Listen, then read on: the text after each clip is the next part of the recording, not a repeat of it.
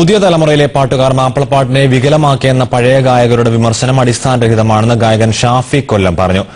തന്റെ പേരിൽ പ്രചരിക്കുന്ന വ്യാജ ഫേസ്ബുക്ക് അക്കൌണ്ടുകളിൽ ആരും വഞ്ചിതരാകരുതെന്നും ഷാഫി അഭ്യർത്ഥിച്ചു.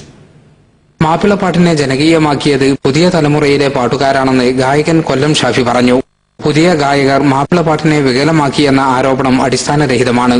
പ്രണയവും അശ്ലീലവും പഴയകാല മാപ്പിളപ്പാട്ട് ഗാനങ്ങളിൽ ധാരാളമായി കാണാം. ഏറ്റവും കൂടുതൽ പേർ ഇഷ്ടപ്പെടുന്നത് പ്രണയഗാനങ്ങളായതുകൊണ്ടാണ് അത്തരം ഗാനങ്ങൾ ഇപ്പോൾ കൂടുതലായി ഇറങ്ങുന്നതെന്നും ഷാഫി പറഞ്ഞു. സംഘൃതമാതിരി തങ്കത്തുങ്ക തതിങ്കണ അതിന്റെ അർത്ഥം എന്താ? പെണ്ണുങ്ങളെ വർണ്ണിച്ചാവല്ലോ കംപ്ലീറ്റ് സെക്സ് പറഞ്ഞിട്ട്. അത് സാഹിത്യത്തിൽ പറഞ്ഞാൽ തെറിയല്ല ഉണ്ടാവുമോ? അത് മാപ്പിളപ്പാട്ടിലേക്ക് കൊണ്ടാകുന്ന ആളുകൾ ഞങ്ങളല്ല. ഞങ്ങൾ ഇതുവരെ തെറി എഴുതിയിട്ടില്ല, പാടിയിട്ടുമില്ല. ഇന്നത്തെ കാലഘട്ടത്തിൽ ഞങ്ങൾ കുറെ നേരം വൈകി ജനിച്ചു പോയാൽ ഞങ്ങളെ തെറ്റൊന്നുമല്ല. പക്ഷെ ജനിച്ചതെന്ന് വെച്ചിട്ട് ഞങ്ങൾ ഈ മേഖലനെ പവിത്രത കെടുത്തിയിട്ടൊന്നുമില്ല. മാർക്കറ്റിൽ എന്ത് ചിലവാകുന്നു അതിനെ പ്രോത്സാഹിപ്പിക്കാനാണ് പ്രൊഡ്യൂസർമാർ ഇതിനെ കച്ചവടവൽക്കരിച്ചിട്ട് തന്നെ കണ്ടിട്ടുള്ളത്. മതസൗഹാർദ്ദത്തെ പ്രോത്സാഹിപ്പിക്കുകയും സാമൂഹിക പരിവർത്തനം ഉണ്ടാക്കുകയും ചെയ്യുന്ന മാപ്പിളപ്പാട്ടുകൾ ഇപ്പോഴും രചിക്കപ്പെടുന്നുണ്ടെന്ന് ഷാഫി പറഞ്ഞു. പിന്നെ മതസൗഹാർദ്ദമുള്ള പാട്ടുകളൊക്കെ നമ്മളും പാടിയിട്ടുണ്ട്.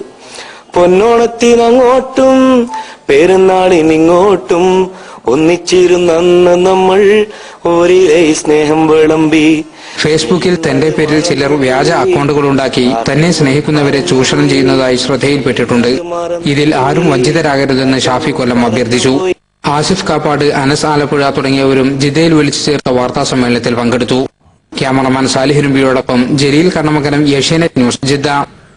4ാമത് ഏഷ്യാവിഷൻ ടെലിവിഷൻ അവാർഡുകൾ പ്രഖ്യാപിച്ചു. ടെലിവിഷൻ മേഖലയിലെ ലൈഫ് ടൈം അച്ചീവ്മെന്റിനുള്ള പ്രത്യേക പുരസ്കാരം Asianet news editor chief T N ഗോപകുമാറിനാണ്. സമഗ്ര സംഭാവനയ്ക്കുള്ള പുരസ്കാരത്തിന് ഏഷ്യാനെറ്റ് ബിസിനസ് ഹെഡ് ജോൺ ബ്രിട്ടാസ് അർഹനായി. മികച്ച പ്രൈം ടൈം ന്യൂസ് അവതാരകനുള്ള പുരസ്കാരം ഏഷ്യാനെറ്റ് ന്യൂസിലെ വിനു വി ജോണിനാണ്. ഏഷ്യാനെറ്റ് ന്യൂസിലെ ഗൾഫ് റൗണ്ടപ്പാണ് മികച്ച ഗൾഫ് പരിപാടി.